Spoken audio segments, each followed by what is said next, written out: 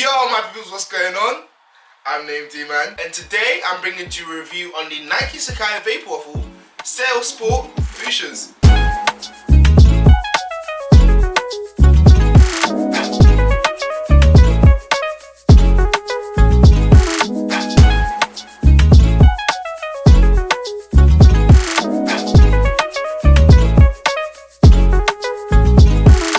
This shoe was released on the 6th of November 2020 for a retail price point of £160. This shoe when released was pretty hard to get. Dropped in a couple of retailers. I think the hardest was Nike sneakers. We already know what Nike sneakers is like. Everyone for himself! Okay, let's go! Basically, I wasn't able to get it for retail. So yeah, this pair is sourced from Sneaker Selection. This is the same person that helped me to source the PSGs. Reliable, I can vouch for him. I'll put his socials in the description below and I'll put it somewhere on the screen. Looking at the previous models that we have, if you've seen the Nike Sacai range, it still continues on with this double aspect. So here we see featured a double tongue, a double swoosh, a double midsole. The double midsole comes from the sense of the fact that it's two trainers merged together, obviously being the Vaporfly and the Waffle Razor. With that being said, let's get into the shoe. We have an orange box, orange all around box with Nike on the top of the box and this like glossy material. Coming onto the right side of the box, we do see N and a swoosh for, I'm guessing, Nike. Back of the box, nothing on the back of the box, just orange, plain orange. On the other side of the box, we do see the rest of the Nike, which is Nike and a swoosh. And then coming on to the all-important front of the box, it does say Nike Sacai Vaporwaffle in the color Resale Sport Fuchsia Light Bone. Obviously that in French. US 9.5, women's size 11. And men's UK 8.5, which is my size, true size. Also on the front of the box we do have this holder in black, and on the right side the Nike with the swoosh branding. Now opening up the box, we do see Nike Sacai wrapping paper, which does say Nike and Sacai on the wrapping paper all over. Picking up the one side, now we come down to the all-important shoes. This shoe, yeah, this shoe gives me triple S vibes, like seriously. Starting from the tongue of the shoe, we do see a double tongue. Like the rest of the Nike Sacai collaborations, we do have the double aspect going all the way across the shoe. Like starting from the tongue, we do see a double tongue, which does say on the top tongue, Nike Sportswear in red, and on the bottom tongue, the Nike Sacai in black. The top tongue is like a meshy type of material, whereas the second tongue, I would say, is like a padless tongue. I guess it's the whole comfort of the shoe. Coming down onto the laces, we do see two laces on the shoe, double laces, so for the double aspect. We do see a black type of linen lace, and then we have this white cotton thread lace. Additionally, this shoe does come with a black cotton set of laces. So obviously if you want to swap out the linen for another cotton lace, it does come with a black cotton lace. Or if you just want to buy your own laces in general, yeah, be my guest, innit? Coming on to the eyelets and the toe box of the shoe, this is in a light bone suede, a very high head suede. So if anything gets on this, yo, it's not coming out. So whatever you want to use, like a crepe protect or something, you're gonna have to definitely spray this bit, because yeah, it's gonna be so long. On the lateral and on the medial side, we do see featured a mesh. Let's start off with the lateral side. We have a red swoosh on top of the mesh, a red like plastic swoosh. It looks tumbled, but it's not tumbled.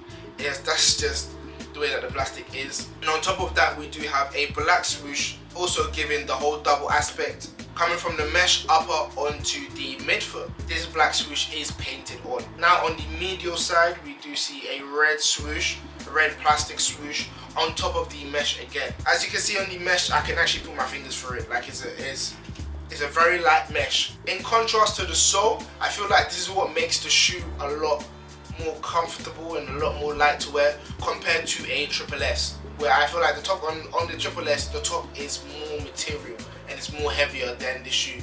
This shoe is literally just a mesh on a thick sole. Coming on to the midsole, we do see featured a white midsole, and I don't know if you can see in the middle, there's another midsole trimming which which is a bit darker, which is a bit of a cream type of color. This shoe being the Vaporwaffle, obviously it does feature two silhouettes, which is the Vaporfly and the Waffle trainer, which obviously you can see on the shoe. At the back of the shoe we have this bit which is up. I'm not gonna lie, I feel like this bit is just for artistic direction because I don't know what the functionality of this is. And then we have the bit poking out from the heel in this blue and a blue color. Feeling the midsole, I feel like the midsole would have been a bit more harder, but I feel like it's like a foam material, which also does add to the comfort. It's a bit squishy, yeah, especially this blue part on the back. I feel like this is just a reinforced foam rather than anything. Coming onto the heel of the shoe, we have the Nike Sacai in white on a red heel, and we have a pull tab on top with the Nike swoosh on the pull tab.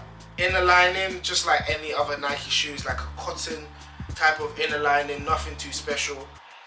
On the insole it does say Nike Sacai. Your size tag coming from the sole of the shoe, UK 8.5, US 9.5, etc, etc. Coming onto the sole of the shoe, we have a big black sole with traction. There's a lot of traction on this shoe, and it does say Nike with the swoosh in the midfoot.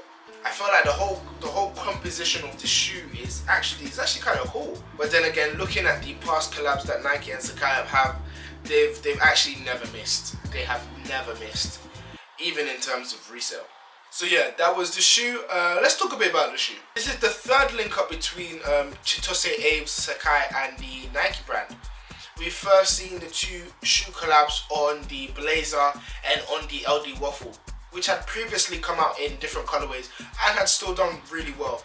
I guess you could say the LD Waffle was more notable because we've had that in black, in yellow. We just had various different colors of the shoe, and every color seemed to have done quite well, with obviously the OG colors being the Summit white and grey pair and the black and white pair.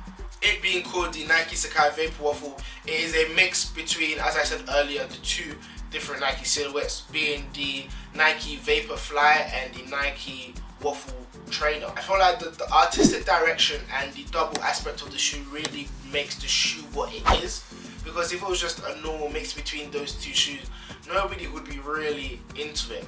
And obviously the whole Sacai aspect, a lot of people didn't know about Sacai before the shoe did come about.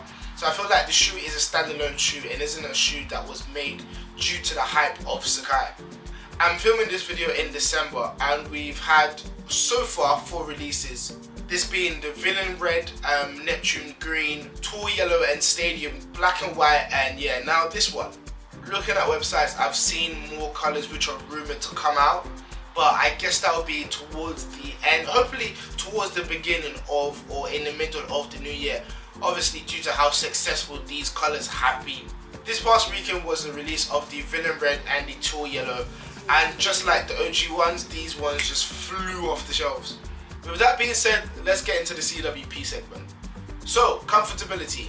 This shoe, boy, I never expected it. This shoe is so comfortable. Oh my gosh, like, you look at the shoe, and if you've tried on a triple, I'm gonna keep on comparing it to a triple S because that's what it looks like to me.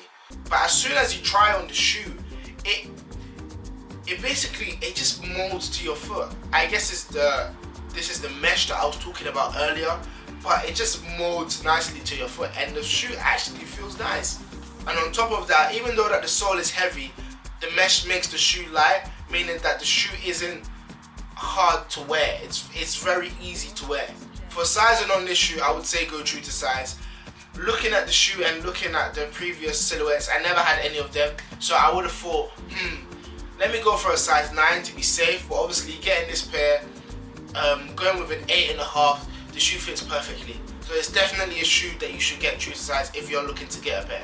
Trust me, there's no need to go up a half a size because that's just a mystique, right? The big mystique. So yeah, this shoe is just really comfortable and it's easy to wear. Moving on to wearability. This exact colorway is one of the easier colorways to wear as opposed to the Villain Red or the Teal Yellow ones which just came out. I feel like those are harder to wear because of the color of the red. It's not a very solid red, it's like a burgundy-ish red. And the yellow one, it's actually yellow and green. I don't know how many people are gonna wear yellow So I would say this one behind the black and white ones. The black and white is black and white. You can actually wear black and white with anything. But this one I would say, yeah, second best. For this shoe, I would say experiment with different colors.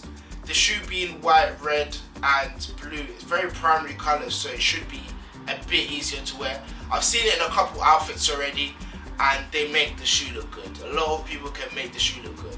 And if a lot of people can make the shoe look good, it shouldn't be that hard for you. The wearability of the shoe is, I could actually wear the shoe the whole day. Like, the shoe is that comfortable. The wearability of the shoe, the actual materials of the shoe, I wouldn't say it's a shoe that you can wear in winter.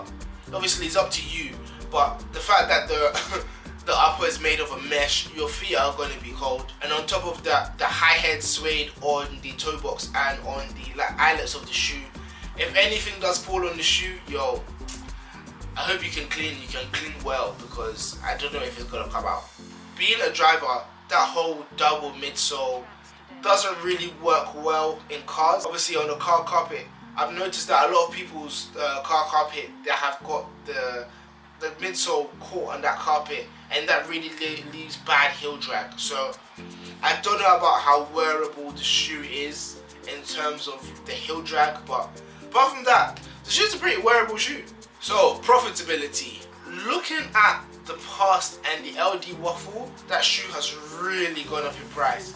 Like, looking for a pair of LD Waffles now, you're probably looking at around 500 for the OGs and around the 300 to 400 for the let's say the green and orange pairs, or the yellow and orange pairs, or even the pink and orange pairs. And this, it looks like it's following suit. I feel like people have seen how hype the previous pairs I've got, and they've just attributed it to this pair.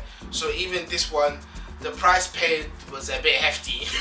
As well as the black and white pair. This shoe is sitting at around 350, whereas the black and white pair is sitting around 400 to 450. So yeah, all I'm saying is get ready to pay that price if you want either of those two shoes. I haven't looked at the Venom Red or the Tall Yellows as of yet, but I'm guessing they'll probably be in the same ballpark as this shoe, or probably just a bit lower, because it's not the OG. Over time, I do see these shoes going up, just like the LD Waffle has done. Obviously, because of its in trend, that aspect, the whole double sole, and I guess its resemblance to the Balenciaga, and coming at like a quarter of the Balenciaga price point, obviously for retail. Even for resale is now weighing up to the Balenciaga. Actually, resale is still cheaper than the Balenciaga. Balenciaga retails are, I can't remember, I think it's 5 something.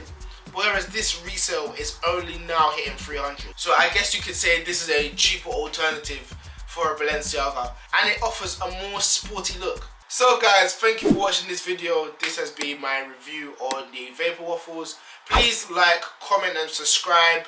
If you have anything to say, put comments down below. I'm always in the comments, I'm always reading comments, I'm always trying to improve. But yeah, thank you for watching, and yeah, peace.